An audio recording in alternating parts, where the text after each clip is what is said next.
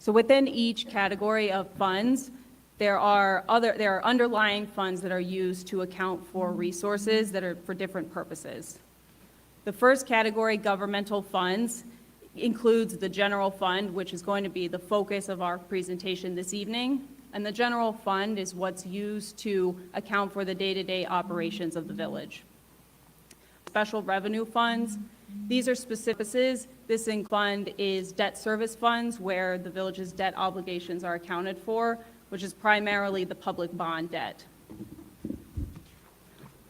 The final two categories of funds, which we will not be covering today, are proprietary funds, which account for transactions that are more business in nature, operations that should be funded by the water fund, the sewer fund, and the fitness center. And the final are fiduciary funds, which are held for non-governmental parties, and that is the village's pension trust fund.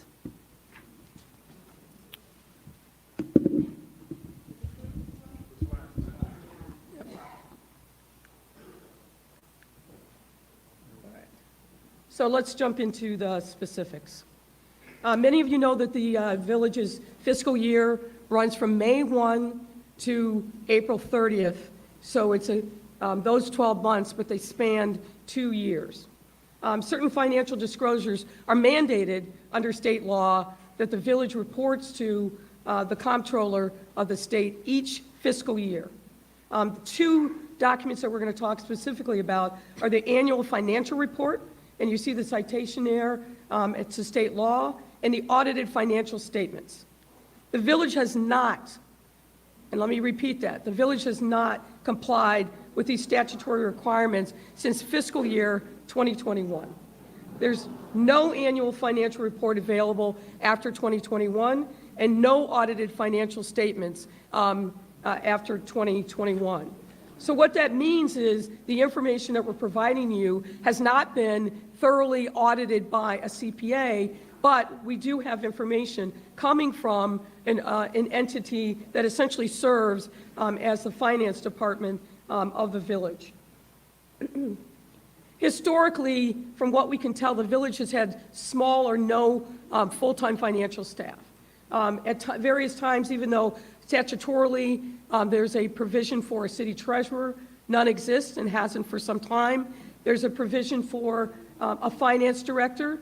There's been intermittent people that have served that role, but that role has been vacant as of May of this year, and before that, the person who held the role started working part-time as of the end of December in 2023.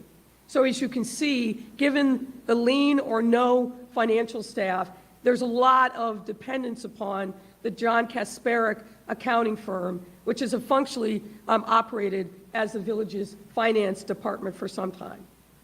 What we have examined are monthly financial reports from January of 2021 to May of 2024, produced by the Kasparic firm.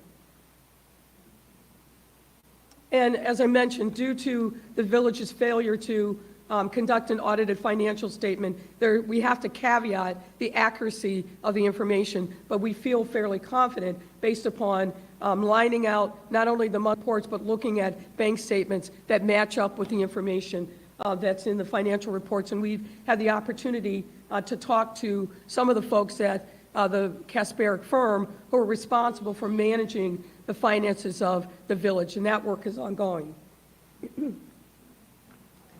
As of May 30th of this year, the village's general fund was in a net deficit position, meaning that there is insufficient. The general fund is used to account for the majority of the village's day-to-day operations, including payroll and vendor payments.